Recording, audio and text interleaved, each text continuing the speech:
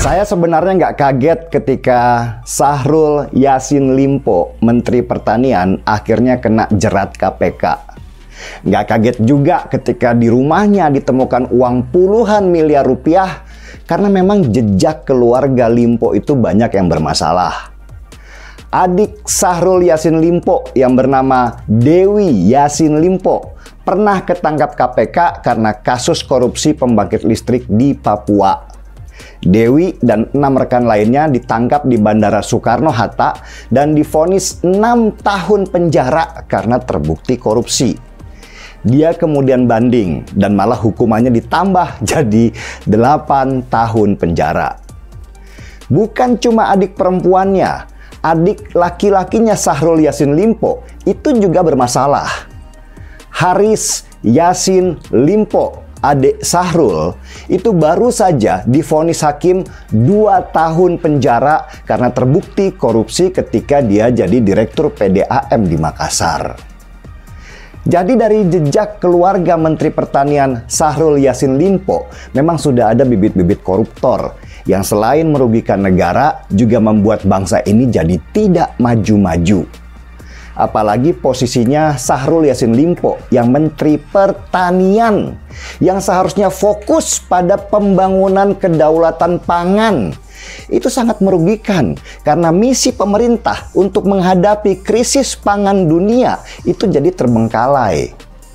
2 menteri dari Partai Nasdem yang seharusnya mengawal rencana strategisnya Jokowi. 1, Johnny G. Plate yang mengawal rencana membangun ekonomi digital, malah BTS-nya dikorupsi. Dan juga yang Syahrul Yassin Limpo yang harusnya mengawal kedaulatan pangan, malah korupsi. Akhirnya membuat nama Nasdem jadi hancur berantakan. Buat saya inilah permasalahan besar ketika konsep demokrasi jadi ajang bagi-bagi kursi atau jabatan. Partai yang mendukung pemenang mendapat jatah kursi menteri. Tapi yang dipilih partai bukannya orang profesional dan jujur, melainkan orang yang memang niatnya korupsi sejak awal. Rekam jejak orang yang jadi menteri tidak dipersoalkan karena itu adalah permintaan dari partai koalisi. Di pemerintahan Jokowi ini sudah berapa menteri yang terlibat korupsi? Dan kemarin dari Golkar, Menpora Dito Aryo Tejo yang baru berumur 33 tahun dan selalu dipuji oleh banyak orang sebagai menteri muda yang punya prestasi cemerlang. Sedang diperiksa juga karena namanya disebut di pengadilan menerima uang korupsi BTS sebesar 27 miliar rupiah. Karena itulah ketika banyak partai kumpul di tempatnya Prabowo, saya juga bukan orang yang senang. Karena di sana pasti juga sedang merencanakan bagi-bagi kursi kalau mereka menang. Dan budaya menteri tertangkap di zaman Jokowi akan kembali terulang. Karena sistem pencegahan di KPK dan hukuman buat koruptor itu masih ringan, yang bikin subur lahan korupsi di pemerintahan. Belum ada sebuah rencana besar untuk pemberantasan korupsi dengan sistem yang menakutkan. Hukuman masih terbilang ringan dan biasanya penjaranya juga nyaman. Beda sama maling ayam yang harus tidur berjubel di dalam penjara yang sempit dan panas. Nasdem pastilah pusing sekarang. Sudah partainya diobok-obok, aliran dana yang dibutuhkan terutama untuk menggerakkan mesin menjelang Pilpres ini jadi hilang. Menteri Pertaniannya juga hilang. Atau memang sengaja disembunyikan. Katanya sih sedang di Spanyol dan tiba-tiba ditelepon sinyalnya hilang. KPK juga sih, kenapa gerbeknya nggak pas simentan itu ketika ada di Indonesia?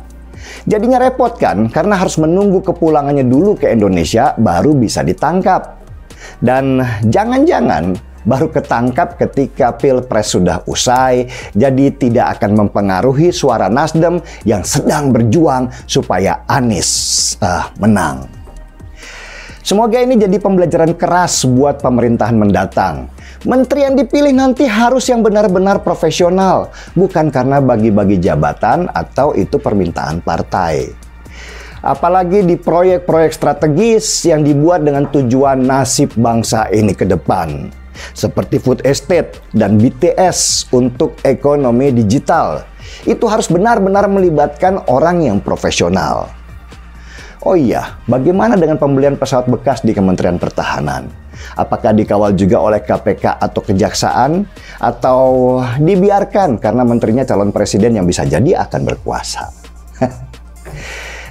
Di tengah pembangunan yang sedang kencang-kencangnya, masih banyak badut-badut yang rakus akan uang dan mengincar jabatan hanya karena ingin menjadikan dirinya lebih kaya dari yang sebelumnya. Entah mau diapakan uang yang akan mereka kumpulkan. Toh nanti juga mati yang dibawa hanya kain kafan. Sudahlah, mending kita ngopi dulu sambil pegang kepala. Pusing. Dekat Pilpres ada aja akrobatik politik yang gila-gilaan. Seruput dulu kopinya kawan.